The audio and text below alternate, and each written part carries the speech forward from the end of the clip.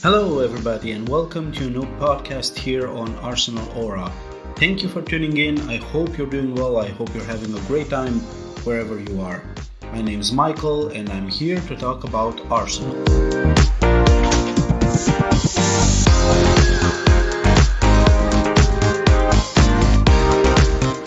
Hello, everybody, and welcome back to a new podcast here on Arsenal Aura. In this episode, I'm going to take a quick look at the Fulham game that Arsenal won at the Emirates 2-1. 3 points in the bag. Premier League is back. Arsenal is back. Bukayo Saka is back. Everything seemed to look alright. To be completely honest, the first 30 something minutes were a little bit flat but eventful. Unfortunately, it didn't seem like Arsenal players were having, like, they had 1 week or more to rest, prepare, recuperate from the international break. The Fulham players had a weekend game in the FA Cup, so they were a little bit tired, or supposedly. But yeah, the first 30 minutes was a little bit stale, but eventful. So the events were an injury to Gabriel. He pulled his hamstring while running back on a counter-attack. It didn't look good, to be honest. I watched it in live, and then I saw the replays.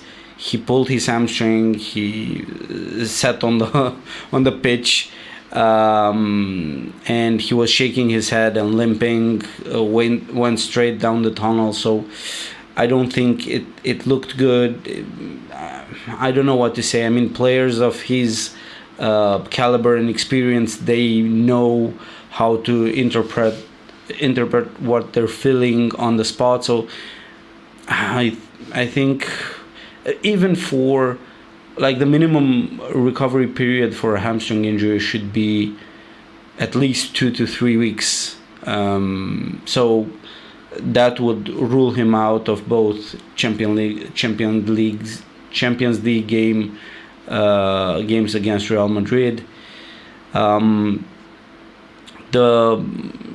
The fact that, he pulled his hamstring and he couldn't carry on, but the game went on for another couple of minutes. I know Arsenal were, I think, a little bit on the attack, but I think it took at least 3 or 4 minutes until the game stopped, so he could get treatment and then be replaced. He got replaced by Kivior. Kivior didn't had like a horrible game, but he always seems to have like a mistake in him. He's, as Arteta said, he's reliable when you need him. However, you're feeling a little bit insecure, right? Gabriel has been our best center back this season. There's no question about it. And he's been a huge threat on set pieces now with the return of Bukayo Saka. That partnership, if you will, could have been renowned, but I don't know. It's a huge loss. It's a huge loss. And I checked, I think, half an hour prior to the game, starting off the game. And I saw on the website I was checking, it said Ben White is out for personal reasons or personal concerns, something like that. So we found out afterwards that he had a niggle to the knee. It's a little bit of a worry because he had surgery to fix whatever issue was ongoing with his knee, and now maybe there's a small reaction, but let's hope that it's minor and he will be available hopefully for the Real Madrid games. I think he's our best option.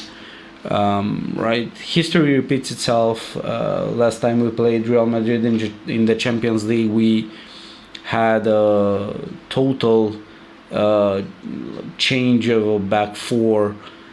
Now it seems to be like this, but I don't know. I do hope that White and Timber will both be available, because around, I think, the 30th minute or something like that, Timber went down with a knee problem. He was holding his knee. I think, I don't remember exactly, but I think it was the same knee that he had the ACL injury. So wasn't looking good. It got scary, to lose two defenders in the first 30 minutes, and the defenders that we're talking about are Gabriel Magalhaes and Gabriel Timber. That's not good. What's even more concerning is that Timber carried on, and in his post-match conference, Arteta said that he felt something in his knee. He was able to continue, but then when he got replaced in the second half, he couldn't continue anymore. So it's a little bit worrisome that you keep a player like our history, this season, the injuries that we had. To do that, it's a little bit on the verge of dangerous, I don't know, ridiculous, I don't know how to name it, but you can.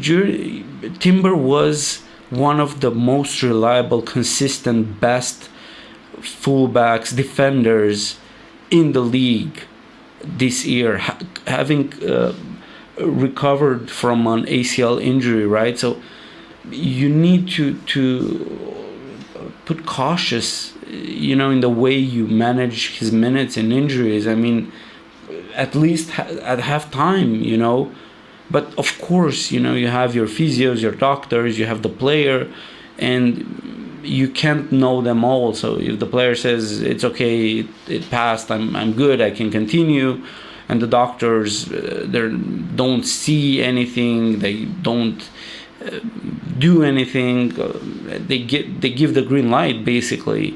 There's not much you can do. So in the 36 or 37 minute, we scored a 1-0 goal. Finally, we had a good combination between Partey and Nwaneri. I think Timber was involved. Nwaneri with an assist to Merino, who, to his credit, when he started, or when he came off the bench for the first time as a striker against Leicester, I said in my game review that he is not a striker, he's a defensive midfielder, but he has scored 5 goals in 8 games for Arsenal, which is an impressive return for a defensive midfielder. He got a ball in the box, and I'm a supporter of just, when you are in that sort of position, don't try to walk the ball in the goal. Just sometimes you have to shoot. A deflection can happen. The goalkeeper, you might get him in a wrong position, or he might, I don't know, drop the ball, whatever. Just try and shoot, and this is exactly what Merino did. He was, I think, surrounded by 3 or 4 Fulham players. I think there were 4. He just took a shot with his weaker foot, with his right foot, and the ball took a deflection and went in goal. Do I care? Do we care if it was a deflection, a deflected goal? No, absolutely not. I would take that all day against Real Madrid, against Barcelona, against whoever you want. I don't care. A goal is a goal. Credit to him. Very well. He did very well since he started his adventures as a center forward or a striker. He's been good. He tried his best.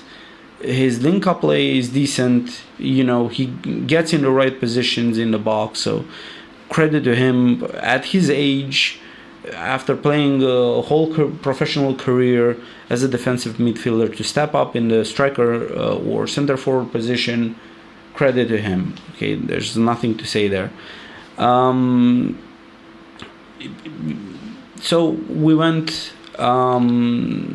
We go straight to the 65th minute. 1-0 to the Arsenal, and Bukayo Saka comes back. And as I said in my preview podcast, the feeling, the stadium, the energy, the roar, the applause, the reaction of everybody, it just made me.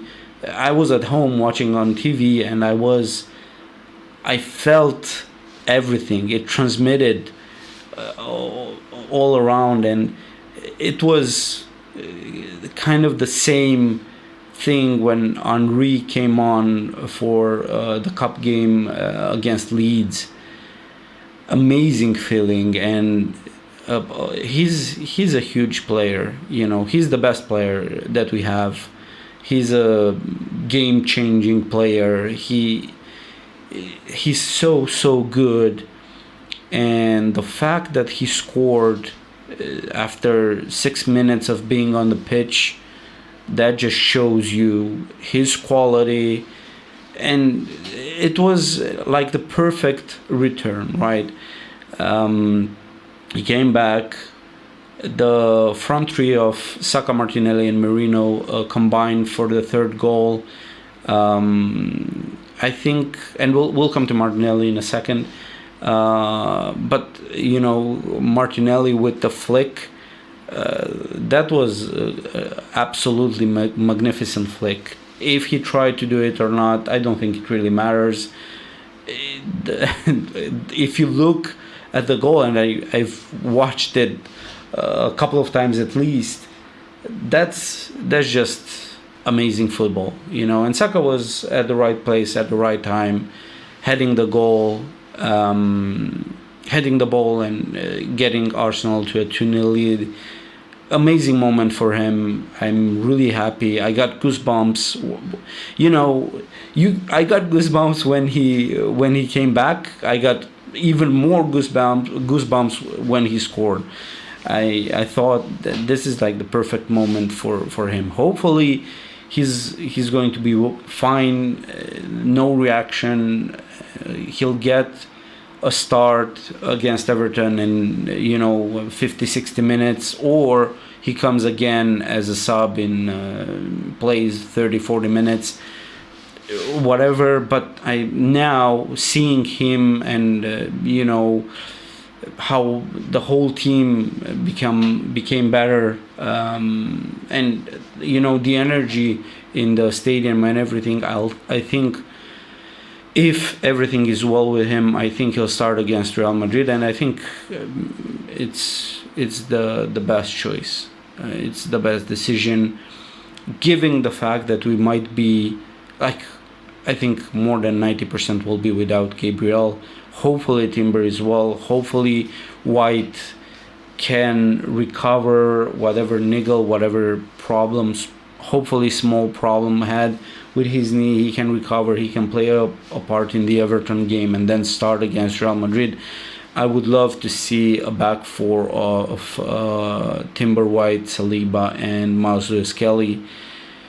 Kivior, if he plays, fingers crossed. He does have from time to time a little bit of tendency to, lapse in concentration. I don't know exactly what it is, but he does have that in him. I consider White to be, at least one level, if not more, above Kivior. But White has been injured for so long, and he didn't have a lot of minutes under his belt since he came back. And now with this niggle injury, we'll see. We'll wait and see.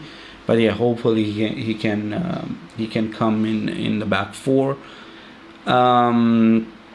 Martinelli, absolutely incredible performance, energetic, the way I want to see him play.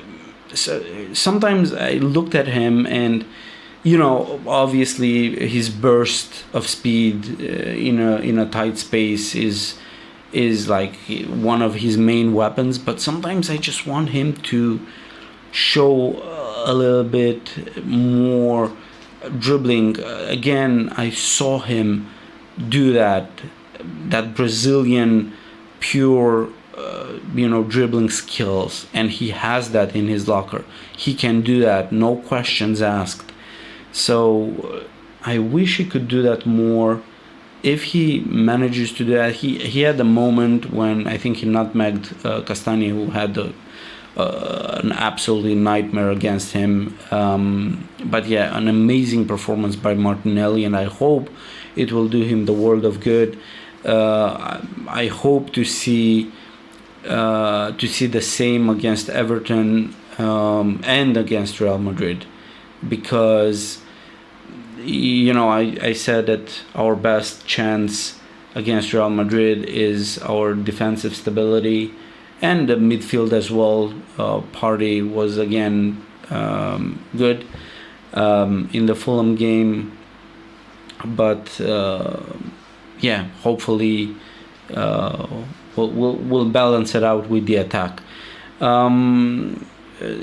Fulham scored, got one back really late in the game, I think in the 4th minute of extra time. But I think, again, it was a deflected goal. I think Miles Lewis-Kelly was a little bit tired.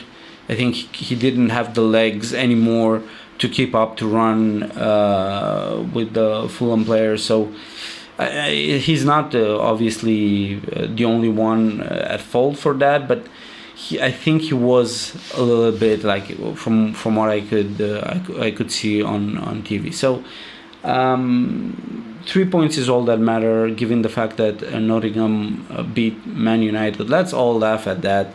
They beat them 1-0, so they're right there, up there with us.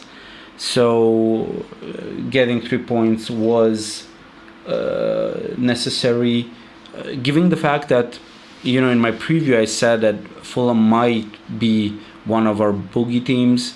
It didn't prove to be the case, but yeah, we move. Now we have Everton in the weekend, and then we go to the Real Madrid Champions League game.